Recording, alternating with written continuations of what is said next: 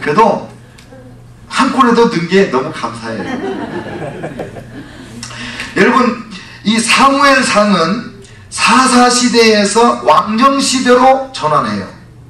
그 엘리 제사장도 사사였고 사무엘 선지자도 마지막 사사로, 물론 사사기에는 안 나오지만 사사였어요. 근데 그 사사시대가 끝나면서 왕이 통치하는 왕정시대가 돼요. 근데 사사시대까지는 우리가 신정정치 국가라고 말해요. 하나님이 직접 통치하는 국가. 근데 이제 왕정정치 국가로 바뀌는 거예요.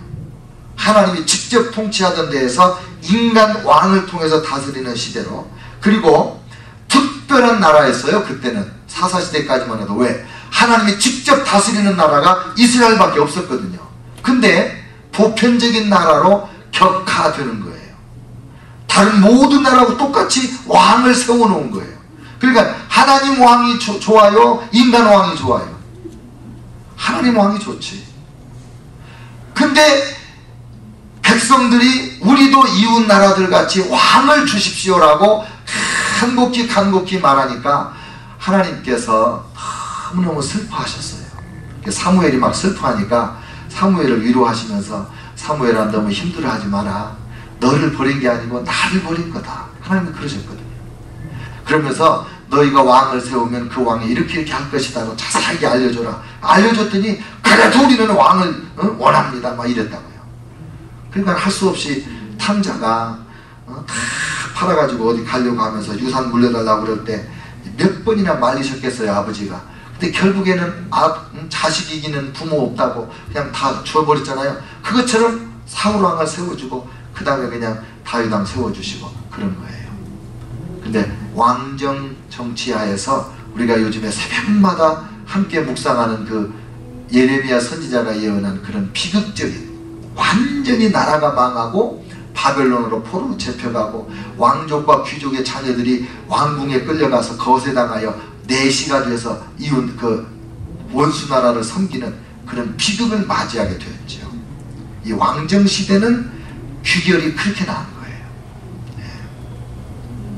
자, 그러면 오늘 그 사무엘상의 서론을 배우는 첫날이니까 사무엘상 전체에 대한 이야기를 조금 하겠어요.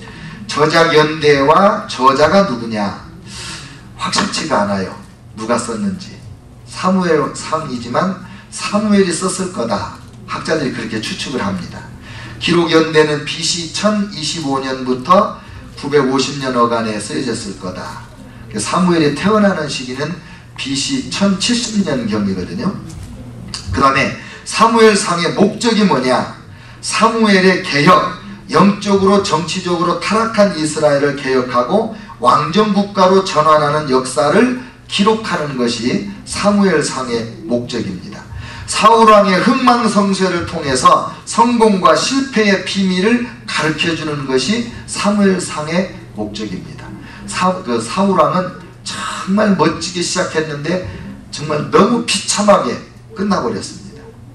그 실패의 원인이 적나라하게 나와 있습니다. 그 다음에 다윗왕을 경건한 왕으로 소개하면서 탁월한 인품과 신앙을 소유한 왕으로 소개를 하는데, 이 사무엘 선지자의 인격과 신앙, 다윗왕의 인격과 신앙은 누구를 향하여 그 포인팅, 누구를 이렇게 우리로 하여금 누구를 보게 만드냐면 장차 우리의 왕으로 오실 예수 그리스도를 가르쳐 주는 것입니다.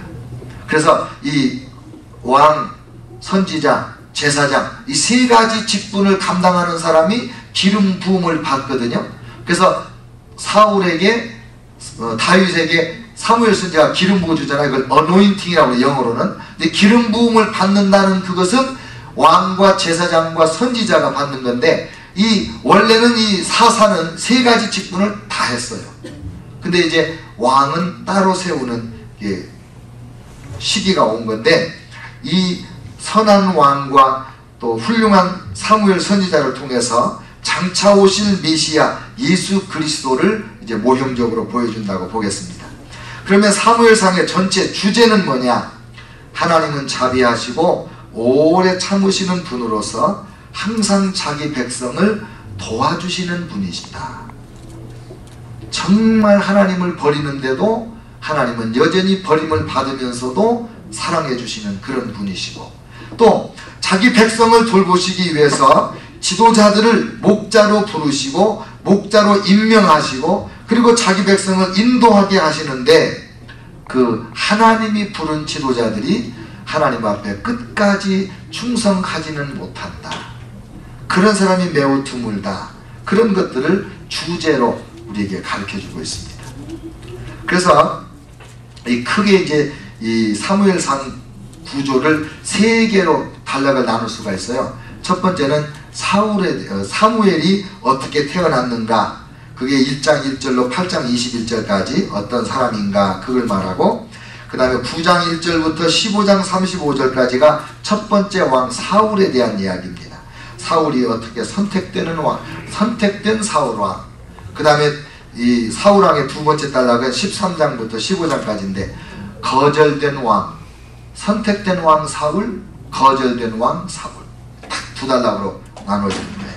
그 다음에 이제 16장부터 31장까지가 위대한 왕 다윗인데, 이 다윗이 기름 부음 받고 사울의 공격을 받고 도망댕기고, 그리고 망명길에 올라있는 이 다윗 왕을 이야기합니다. 그리고 마지막 부분에서 사울 왕의 최후가 28장 3절로 31장 13절까지 전쟁터에 나가서 아들과 함께 죽어서 멸망당하는 비극적인 결론으로 사무엘상이 마무리를 합니다.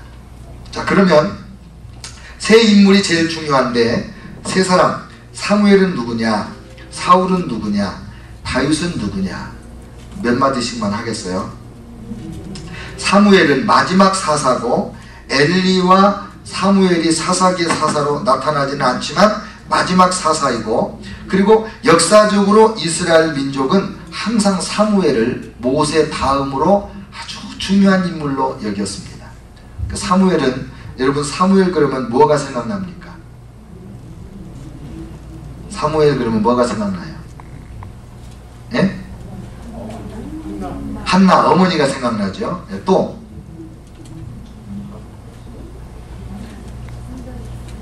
어려서 성전에서 자랐다. 예, 젖대면서 성전에 가서 자랐다. 또 기도, 내가 너희를 위하여 기도하다가 쉬는 죄를 결단코 범치 아니하리라. 그런 말을 하신 분이죠.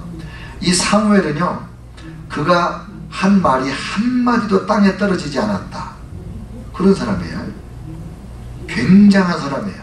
그리고 이미 서론에서 말씀드렸지만 이스라엘 민족 역사에 굉장히 중요한 그 전환기에 그 사사시대에서 왕정시대로의 전환을 성공적으로 이렇게 잘 가이드한 훌륭한 하나님의 종이었습니다.